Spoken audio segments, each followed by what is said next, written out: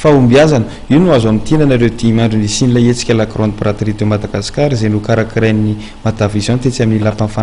fanatanjahantena sy ny kolotsaina etsy ny Mahamasina. Nikatona omaly tokoa ty hetsika ara-kolotsaina ara-barotra ity andao arahantsika ny Tatrandriamatoa Andriana Solohery tompona andraikitra avy eo amin'ny Matavision. Azona zay fa afa-po tanteraka izay satria raha teo amin'ny lafin'ny mpitsidika dia ny oatra kely mitazona izay napetraka ay teny ampiandohana ny favitrihan'ireo mpitsidika. Ho an'ny zareo mpampiranty ihany koa dia maro dia maro ny afa-po satria niezaka zareo tamin'ity ndray mitoraka ity mikaroka ireo karazana entana mifanaraka amin'ny famividy malagasy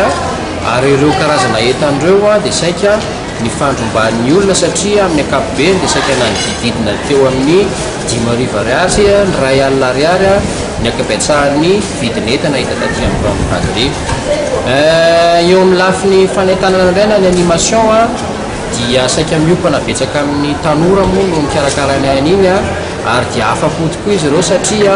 tonga teo ireo karazana tanora mananatraika efa miresaka dia sy ny fampisehoana maro isan-karazany ary tao anatin'izany ihany koa dia nisy ny loka maro zay nozarainy. Izay eto amin'ny grande braterie de Madagascar na ny Matavision moa dia tsy mitsahatra hatrany mitady hevitra hanatsarana ny hetsika ohatr'itony sy mba ahafahana zany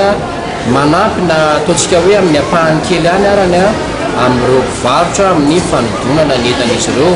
ka manome toky atsika sady zay mpikarakara eto fa ny fa-7 ka hatramin'ny faraiky amin'ny 20 ny volana Desambra dia mbola ho tsaratsara noho izao efa mety zao ny zavatra ho hitatsika.